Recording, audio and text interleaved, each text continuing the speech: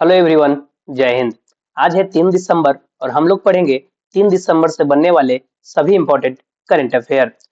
तो क्लास शुरू करने से पहले आपको एक जानकारी दे दूं कि जो करंट अफेयर का क्रैश कोर्स हम लोग 5 दिसंबर से स्टार्ट करने वाले थे, उसे हम लोग 10 दिसंबर से स्टार्ट करेंगे, क्योंकि इस बीच में हमें 5 और 10 के बीच में हमें 2-3 दिन कहीं ट्रेवल करना है, जिस कारण इस क्लास जो हम लोग क्रैश कोर्स शुरू करते वो बीच में ब्रेक हो जाती। इसलिए हम सोचे कि इसको 10 दिसंबर से ही स्टार्ट करते हैं और प्रयास करेंगे कि दिसंबर महीने में ही आपका ये टोटल क्रैश कोर्स हम समाप्त कर दें, 1 ईयर का। ठीक है, तो अब हम लोग चलते हैं कल के क्लास में जो हम लोग पढ़े थे उसका हम लोग रिवीजन करें। तो महासागर में बने किन दो चक्रवाती तूफानों ने नवंबर 25 में 4 देशों के बड़े हिस्से में तबाही मचाई और भारत को भी प्रभावित किया? तो उसका नाम क्या है? तो दितवा और सेन्यार, ये दो चक्रवाती तूफान थे। विश्व एड्स दिवस 1 दिसंबर को मनाया जाता है। एशिया पावर इंडेक्स 2025 में भारत का तीसरा स्थान है। पहले स्थान पे यूएसए और दूसरे पे चीन है। वर्ल्ड बेस्ट सिटीज इंडेक्स 2026 में किस भारतीय शहर को सर्वोच्च स्थान दिया गया? तो ये बेंगलोर है। 2025 में भी बेंगलोर ही था। किस स्थान पर भारत का पहला national coral reef research centre बनाया जाएगा? तो ये अंडमान में। दुनिया का सबसे लंबा ड्राइवरलेस नेटवर्क कौन बन गया है? तो ये रियाद मेट्रो। किसे भारत की पहली इंटीग्रेटेड फाइनेंशियल सिटी बनाया जाएगा? अमरावती को।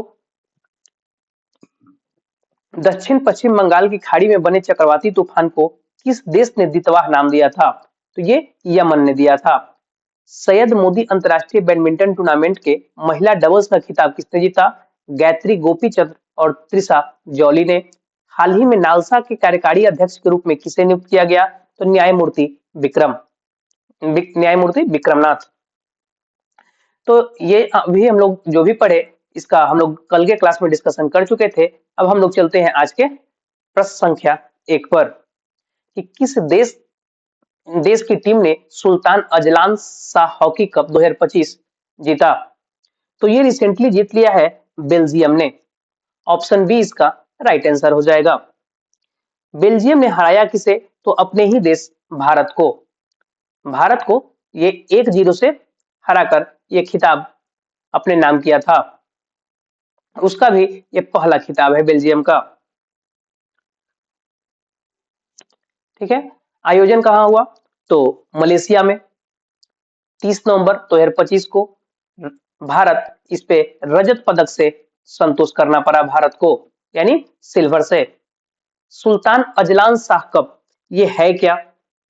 इसके बारे में अगर हम लोग चर्चा करें तो यह एक वार्षिक अंतर्राष्ट्रीय पुरुष हॉकी प्रतियोगिता है। इसका आयोजन हर साल मलेशिया में किया जाता है और ऑस्ट्रेलिया ने अब तक सबसे ज्यादा बार यानी 10 बार, कितने बार? 10 बार यह प्रतियोगिता जीत चुका है।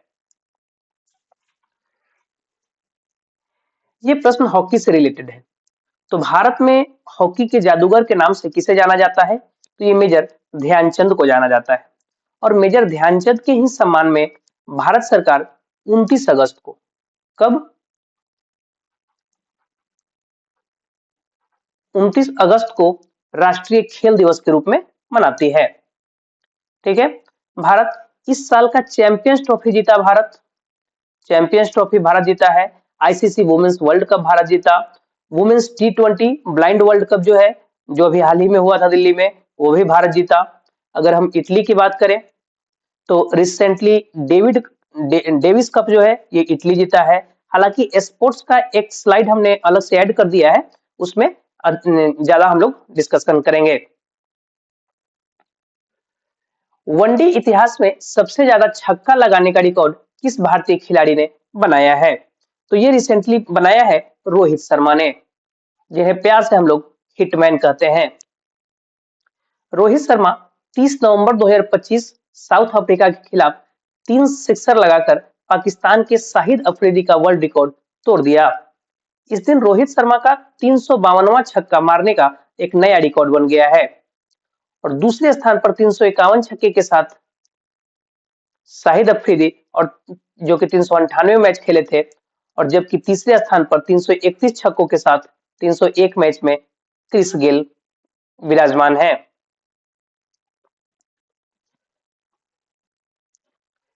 अगर हम लोग ऑप्शन को देख लें यहाँ पे, तो जेनिक सिनर जो है, सॉरी सॉरी, ऑप्शन नहीं, नेक्स्ट स्लाइड पर हम लोग चलते हैं। हाँ, ICC women's world cup India जीता, चैंपियंस ट्रॉफी इंडिया जीता, और women's T20 blind world cup जो है ये भी इंडिया ही जीता है। एटीपी फाइनल्स 2025 का खिताब जेनिक सिनर ने जीता। जेनिक सिनर कहाँ की है? इटली की। ठीक। सैयद मोदी अंतरराष्ट्रीय बैडमिंटन टूर्नामेंट के महिला डबल्स का खिताब गायत्री गोपीचंद और त्रिशा जॉली ने जीता है। उज्बेकिस्तान के 19 वर्षीय ग्रैंड मास्टर जावोखिर सिंडारोव ने इतिहास रचते हुए 2025 फीडे शतरंज विश्व कप का खिताब जीत लिया। सरयू बेलपुला first league of central Serbia में भारत की 26वीं महिला ग्रैंड मास्टर बनी है। रोजर फेडरर को पात्रता के पहले ही साल में अंतरराष्ट्रीय टेनिस हॉल ऑफ में शामिल किया गया। इटली ने 113वें डेविस कप का खिताब स्पेन को हराकर अपने नाम कर लिया है। मलेशिया में सुल्तान जौहर कप हॉकी प्रतियोगिता में भारत की जूनियर हॉकी टीम को रजत पदक यानी सिल्वर मेडल मिला। Men's Asia hockey cup Bharat जीता। यूएस ओपन का पुरुष एकल का खिताब जो है कार्लोस अल्कराज जो कि स्पेन से बिलोंग करते हैं, और महिला में अगर देखें यूएस ओपन तो ये आर्यना सबलिंका जो कि बेलारूस से बिलोंग करती हैं। फीडे वर्ल्ड कप 2025 जो है ये गोवा होस्ट कर रहा है, और अब इसका नाम क्या हो गया है? Viswanathan Anand cup. World championship of legends 2025 का खिताब किसने जीता? तो ये साउथ अफ्रीका ने जीता है। किस राज्य की विधानसभा ने सभी धर्मों के लिए बहु विवाह पर प्रतिबंध लगाने वाला विधेयक पारित किया है? यानी कि पोलीगेमी जो है पर प्रतिबंध लगाने वाला एक विधेयक है जो कि अभी हाल ही में पारित किया गया है असम सरकार के द्वारा। 27 नवंबर 2025 को असम की विधानसभा ने यह विधेयक पारित कर दी है, और इसका पर्पस अगर हम देखें तो सभी धर्मों में पहली शादी को कानूनी रूप से भंग किए बिना दूसरी शादी करने वालों को दंडित करना है। यानी कि अगर आपकी शादी हो चुकी है और जब तक पहली पत्नी से आपका तलाक नहीं हो जाता है और उससे पहले अगर दूसरी शादी आप करते हैं तो आपको इसका सजा मिलेगा। जो भी इस प्रावधान में सजा होगा उसके आप हकदार हो जाएंगे। तो असम के विधेयक में प्रावधान पिछली शादी की जानकारी छुपाकर दूसरी शादी करने पर 10 साल तक की सजा, यानी पहली शादी आप छुपा रहे हैं कि हमने शादी नहीं किया और दूसरी शादी आप कर लेते हैं तो आपको 10 साल की सजा होगी। जुर्माना, सजा और जुर्माना भी है। बार बार ऐसा करने पर दोगुनी सजा दोगुनी सजा हो जाएगी, और पुलिस से दोगुनी सजा होगी, और बहुविवाह छिपाने वालों को 2 साल तक की जेल और 1 लाख रुपए तक के जुर्माना भी होगा। मौलवियों या काजियों जो इस काम को करवाएंगे उनको भी 2 साल तक की जेल और 1.5 लाख रुपए का जुर्माना होगा।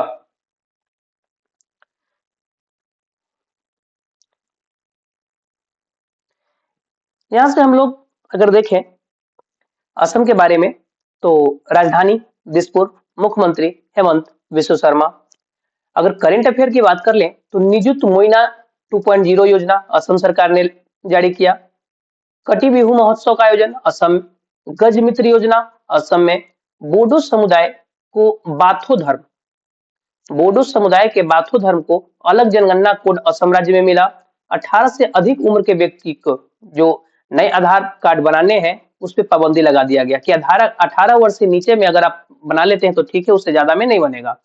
भारत के पहले आधुनिक रिवर टर्मिनल का उद्घाटन गुवाहाटी असम में किया गया था। प्रधानमंत्री नरेंद्र मोदी ने 14 सितंबर 25 को असम के गोलाघाट जिले में देश की पहली बांस आधारित बायो रिफाइनरी का उद्घाटन किया। गैंडों के अवैध शिकार और अवैध वन्य जीव व्यापार को रोकने के लिए ऑपरेशन फाल्कन शुरू किया गया। यूनेस्को की विश्व विरासत सूची में ऐतिहासिक मोइदम्स को शामिल किया गया। असम राइफल्स के नए महानिदेशक के रूप में विकास लखेरा पदभार ग्रहण किए हैं। असम का अपना स्वयं का सैटेलाइट है। ट्रांसजेंडर समुदाय को ओबीसी का दर्जा दे दिया है असम सरकार ने। असम के बक्सा जिले में गार्सिनिया कुसुमे नामक एक नई प्रजाति की खोज की गई है और असम में एक नई पादप प्रजाति हेप्टालुरम अस्सामिकम अस्सामिकम की खोज की गई। हम लोग चलते हैं नेक्स्ट क्वेश्चन पे। तो अंतर्राष्ट्रीय समुद्री संगठन परिषद के किस वर्ष के कार्यकाल के लिए भारत फिर से चुना गया? तो यह कार्यकाल हो जाएगा 2026 से 27।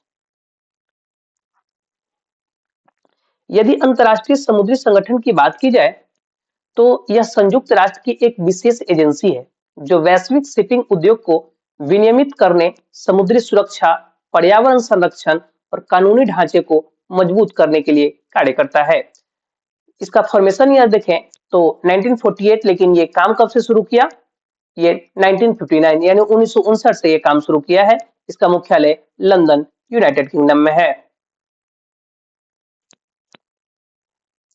क्वेश्चन नंबर 5 देखें कि बीएसएफ के महानिदेशक का अतिरिक्त प्रभार किसने संभाला है? तो अभी तक बॉर्डर सिक्योरिटी फोर्स जो है यानी बीएसएफ के महानिदेशक दलजीत सिंह चौधरी को हम लोग पढ़ रहे थे। किनको पढ़ रहे थे? कि दलजीत सिंह चौधरी बीएसएफ के महानिदेशक हैं। परंतु अब इन्हीं का स्थान ले लिए हैं कौन? प्रवीण कुमार। प्रवीण कुमार जो है दलजीत सिंह चौधरी का स्थान ले लिए हैं। प्रवीण कुमार जो कि आईटीबीपी के महानिदेशक हैं, तो ये एडिशनल चार्ज संभालेंगे बीएसएफ के एडिशनल चार्ज संभालेंगे, क्योंकि दलजीत सिंह चौधरी जो है वो 30 नवंबर को रिटायर हो रहे हैं, सेवा निवृत्त होने वाले हैं। 30 नवंबर को हो चुके हैं, होने वाले नहीं, हो चुके हैं। ठीक है। भारत में बॉर्डर की सुरक्षा करने का काम ये संस्था यानी बीएसएफ करती है। इसका फॉर्मेशन ईयर 1 दिसंबर 1965 और मुख्यालय दिल्ली में है।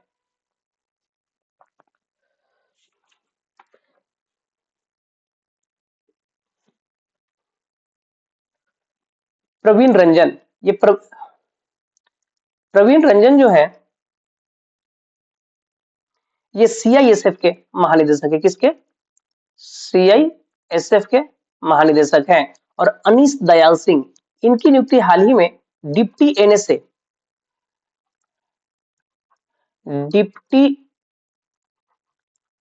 एनएसए यानी नेशनल सिक्योरिटी एडवाइजर जो है वो उनकी जगह पे ये हुआ है। और भारत के जो एनएसए हैं ये तो डिप्टी एनएसए हो गए, ठीक है। और जो एनएसए हैं यानी नेशनल सिक्योरिटी एडवाइजर वो अजीत डोभाल जी हैं, ठीक है। तथा डिप्टी एनएसए कौन हो गए? अनीश दयाल, इनको चुना गया है। यहां से हम लोग कुछ यहाँ पर सेंट्रल आर्म पुलिस फोर्स जो है उनके अपॉइंटमेंट का अगर हम लोग डिस्कशन कर ले तो देखें कि सीआईएसएफ के महानिदेशक प्रवीर रंजन, कौन है? प्रवीर रंजन। भारत तिब्बत पुलिस सीमा पुलिस यानी आईटीबीपी के महानिदेशक प्रवीण कुमार। एसएसबी का 26वां महानिदेशक जो है संजय सिंघल। बीएसएफ के महानिदेशक अब दलजीत सिंह चौधरी तो हट गए, दलजीत सिंह चौधरी अब हट गए हैं, तो कौन आ गए? अभी हम लोग पीछे पढ़े कि ये प्रवीण कुमार आ गए हैं, ठीक है। ये जो है इसके कार्यवाही लिए हैं, क्या कहा जाता है उसको? एडिशनल चार्ज मिला है इनको, प्रवीण कुमार को, बीएसएफ का। सीआरपीएफ के महानिदेशक हो जाएंगे ज्ञानेंद्र प्रताप सिंह। आईसीजी के यानी इंडियन कोस्ट जो है उसका एस परमेश है। एनडीआरएफ के पीयूष आनंद। आरपीएफ के महानिदेशक सोनाली मिश्रा। और असम राइफल के महानिदेशक हो गए विकास लखेरा।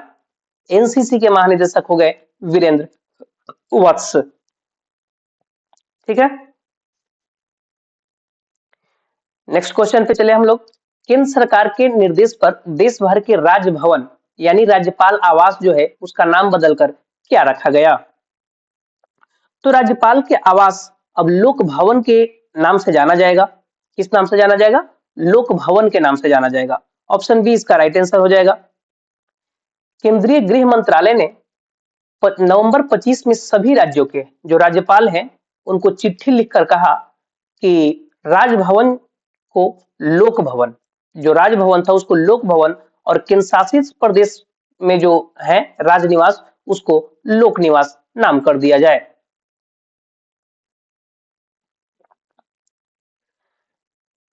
फिर यहाँ बदले गए नाम की बात की जा रही है, तो हम लोग कुछ एक्स्ट्रा फैक्ट देख लेते हैं। बदले गए नाम से करंट अफेयर देख ले कि भारत और इंग्लैंड के बीच होने वाले टेस्ट सीरीज का नाम बदलकर एंडरसन तेंदुलकर ट्रॉफी कर दिया गया।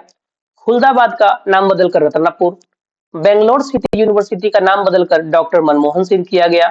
सीआईएसएफ प्रशिक्षण केंद्र जो है उसका नाम बदलकर राजादित्य चोलन किया गया। राजस्थान की फॉय सागर झील का नाम वरुण सागर किया गया।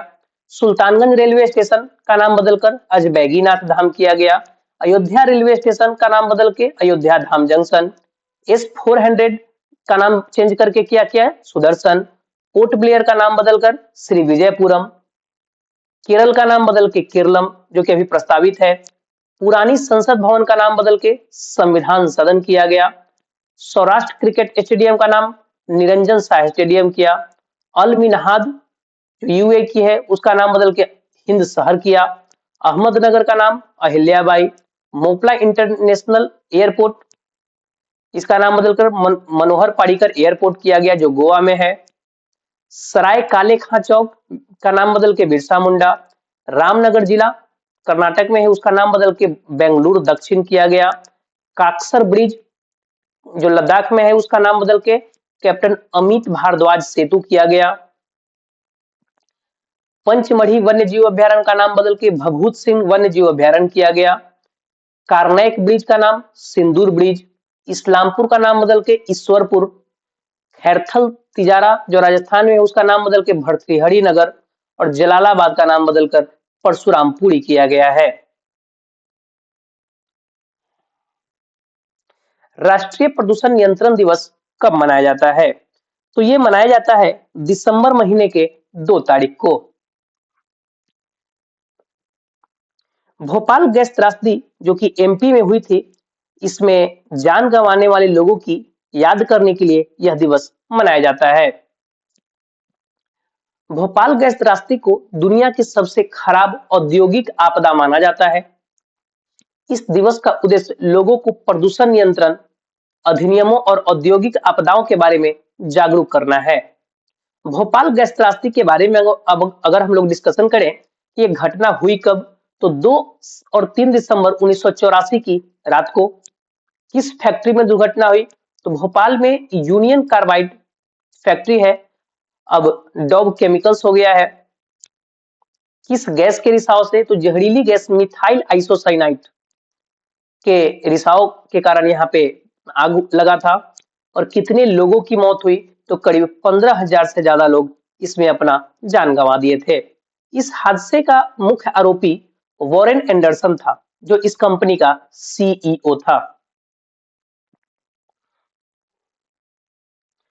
भारत और किस देश के बीच 14वां इक्विब्रिन सैन्य अभ्यास का केरल में शुरू किया जाएगा?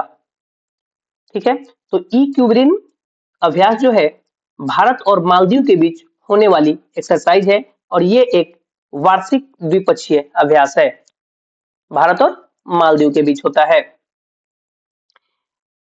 एडिशन इसका 14th, ठीक है। क्या संस्करण है? 14वां संस्करण। 2 दिसंबर यानी कल कल शुरू होगा, कल शुरू हो गया और 15 दिसंबर तक ये चलेगा केरला के तिरुवनंतपुरम में, ठीक है। यहां से अगर कुछ एक्सरसाइज का रिवीजन कर ले, तो ये स्लाइड हमने पूरी तरह चेंज कर दिया है। जो रिसेंट का एक्सरसाइज है उसे पहले ऐड कर दिया है, ठीक है। तो सूर्य किरण अभ्यास भारत और नेपाल के बीच।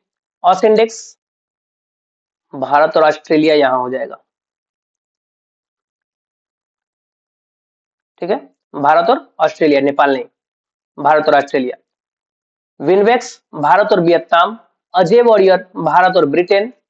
कोंकण भारत और ब्रिटेन के बीच। मित्र शक्ति भारत और श्रीलंका। स्लिनेक्स भी है भारत श्रीलंका। समुद्र शक्ति भारत इंडोनेशिया। जुलाई स्टॉर्म भारत और रूस के बीच में, रूस इसको होस्ट कर रहा है।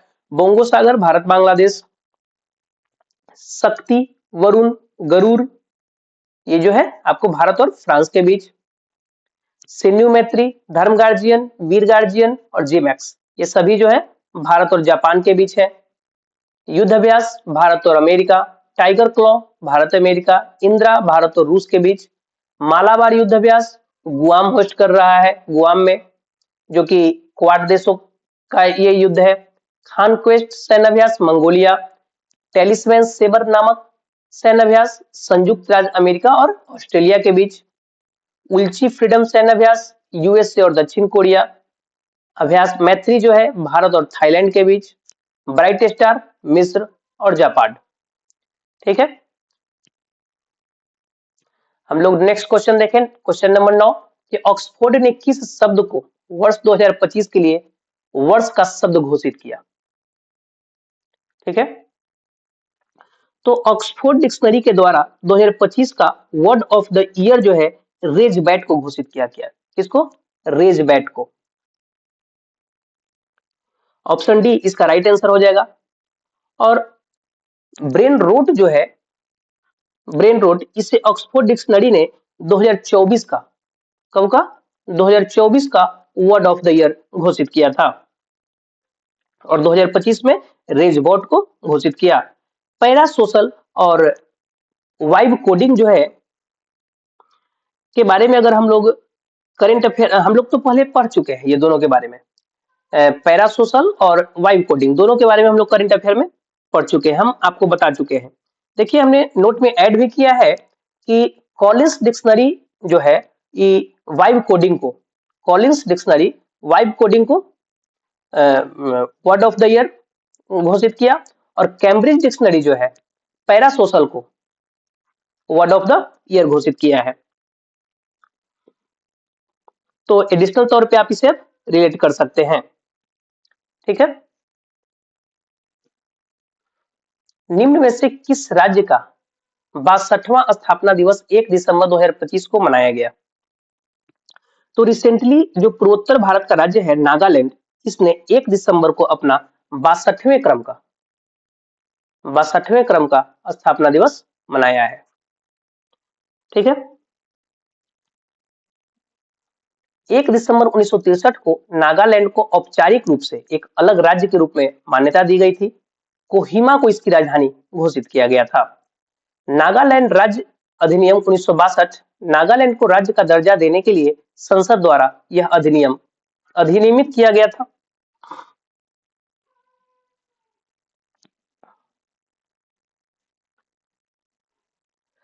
मध्य प्रदेश की स्थापना दिवस की अगर हम बात करें तो ये 1 नवंबर को, गुजरात की स्थापना 1 मई को और बिहार की स्थापना जो है 22 मार्च को। ठीक है,